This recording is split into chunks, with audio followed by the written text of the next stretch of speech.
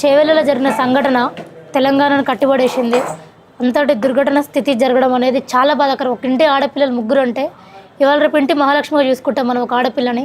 అలాంటిది ముగ్గురు మహాలక్ష్మిని ఒకటేసారి ఆ ఇల్లు కోల్పోవడం అనేది చాలా బాధాకరం. అంత జరుగుతున్నా కూడా ఇవాళ రేపటి సీఎం నేనే అని చెప్పి డప్పు కొట్టుకుంటున్న కేటీఆర్ ఒక్కసారి మీకు వీడియో చూపిస్తా.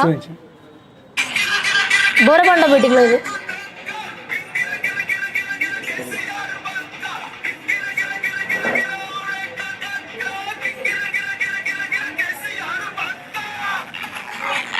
దేనికి కేసీఆర్ పక్క, ముగ్గురు ఆడపిల్లలు ప్రాణాలు వినడం పక్క అనుకుండా.